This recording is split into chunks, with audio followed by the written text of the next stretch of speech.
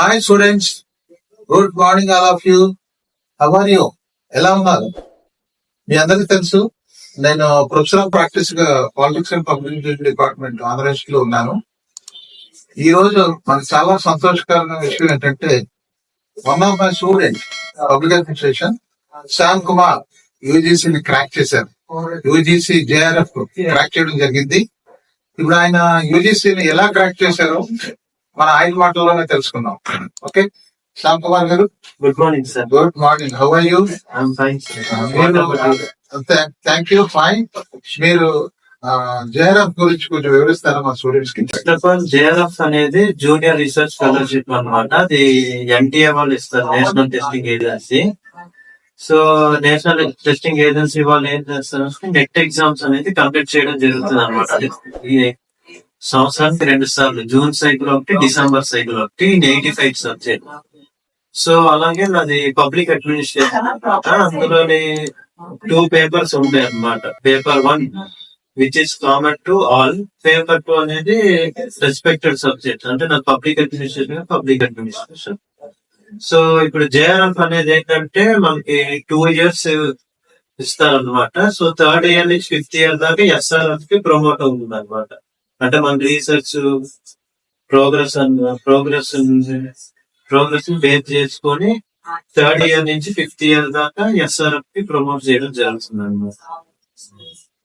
Okay, good. ఇప్పుడు JRF లో 2 పేపర్లు ఉంటాయి కదా. ఈ 2 పేపర్లో ఫస్ట్ మొదటి పేపర్ గురించి చూద్దాం. అంటే ఎలా ప్రిపేర్ అయితే మొదటి పేపర్ లో మనం ఎక్కువ మార్కులు స్కోర్ చేయొచ్చు అనే విషయాన్ని మా స్టూడెంట్స్ చెప్పండి. అయితే పేపర్ 1 అనేది కామన్ సబ్జెక్ట్. అయితే జనరల్ గా ఇక్కడ అలాగే ఏంటంటే పేపర్ 1 అనేది మనకి జేఆర్ఎఫ్ కూడా గేమ్ చేంజర్ లాంటిది అనమాట. యూజువల్ గా మనం పేపర్ 2 చదివితే నెట్ క్వాలిఫై అవ్వగలమేమో గానీ పేపర్ 1 నెగ్లెక్ట్ చేస్తే జేఆర్ఎఫ్ అనేది క్వాలిఫై అవ్వడం చాలా డిఫికల్ట్ అనమాట. సో ఇక్కడ పేపర్ 1 అనేది లో కూడా మనకి 10 units ఉంటాయి. సో నేను కేవీఎస్ మదర్ పబ్లికేషన్స్ ని రెఫర్ చేయడం జరుగుతుంది. సో అందులో కూడా మీరు ఏం చేయాలంటే లాస్ట్ ప్రీవియస్ ఇయర్, అంటే మనకి నెట్ ఎగ్జామ్స్ సిలబస్ అనేది 2018 డిసెంబర్ నుంచి న్యూ సిలబస్ అనేది ఇంట్రొడ్యూస్ చేయడం జరిగింది అనమాట. అప్పటి నుంచి ఇప్పుడు దాకా కరెంట్ 2024 డిసెంబర్ సైకిల్ దాకా జరిగినటువంటి అన్ని పేపర్స్, 85 సబ్జెక్ట్ పేపర్స్ అన్ని మీరు దగ్గర పెట్టుకొని ర్యాండమ్ గా కొన్ని పిక్ చేసుకుంటే ఈజీగా మనకి తెలిసిపోతూ ఉంటాయి అనమాట. అంటే ఏ ఏరియాస్ నుంచి ఎక్కువ ఫోకస్ చేస్తున్నారు ఎన్టీఏ వాళ్ళు. లైక్ ఇప్పుడు హైయర్ ఎడ్యుకేషన్ చూసుకున్నట్లయితే ఏన్షియంట్ యూనివర్సిటీ, అలాగే డిఫరెంట్ యూనివర్సిటీ, మనకి అంబేద్కర్ యూనివర్సిటీ కానీ, సో ఎస్ఆర్టి విమాన్ ఏ ఇయర్ ఎస్టాబ్లిష్ అయింది, అంబేద్కర్ యూనివర్సిటీ ఎప్పుడు ఎస్టాబ్లిష్ అయింది, సో ఇలాంటి కొన్ని ఏరియాస్ నుంచి క్వశ్చన్స్ అనేది వాళ్ళు ఇవ్వడం జరుగుతుంది అనమాట. అలాగే ఇండియన్ లాజిక్, ఫ్యాలసీ అని, ఇన్ఫరెన్సెస్ అని, సో ఇలాగనమాట. అంటే కొన్ని ఇంపార్టెంట్ టాపిక్స్ మనం పిక్ చేసుకొని చదవగలిగినట్లయితే మనకి ఈజీగా స్కోర్ చేయడానికి అవకాశం ఉంటుంది అనమాట పేపర్ 1. ఈ పేపర్ 1 కి మీరు ప్రాక్టీస్ పేపర్లు ఏమైనా చేశారా? Sure sir. అంటే ప్రాక్టీస్ చేయాలంటే ముందు కాన్సెప్ట్స్ మీద అవగాహన ఉండాలి. అంటే కాన్సెప్ట్స్ ప్రిపేర్ అయ్యి ప్రాక్టీస్ చేస్తే okay, okay, thank you. Paper గురించి చెప్పారు. ఇప్పుడు మన కన్సర్న్ సబ్జెక్ట్ పేపర్ 2, ఆ పేపర్ 2 ముఖ్యంగా పబ్లిక్ అడ్మినిస్ట్రేషన్ కవర్ చేయాలంటే క్లుప్తంగా చెప్పండి. Sure sir. అంటే పబ్లిక్ అడ్మినిస్ట్రేషన్ మనకి 10 units ఉంటాయి. ఆ 10 units లో మనకి మేము ఏంటంటే focus area unit 1, unit 2, unit 5, unit 3, unit 4.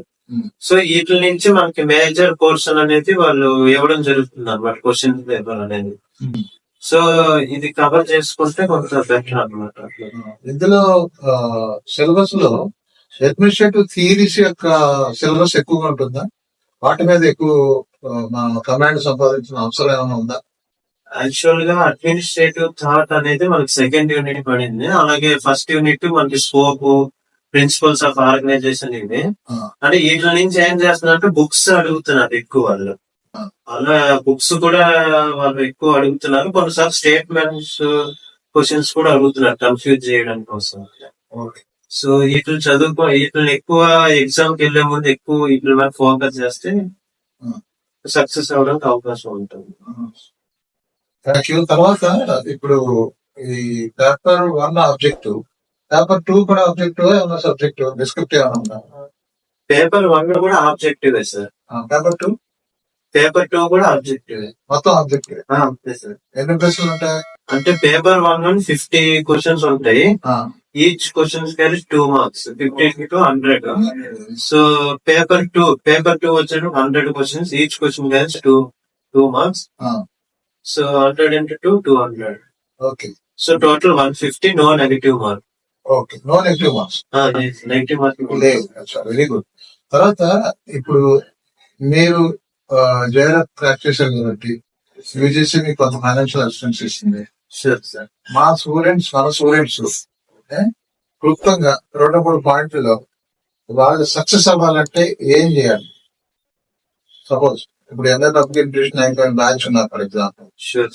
వాళ్ళు ఎన్ని రోజులు చదవాలి, ఎలా చదవాలి, ప్రిపరేషన్ అనేది క్లుప్తంగా చెప్పండి.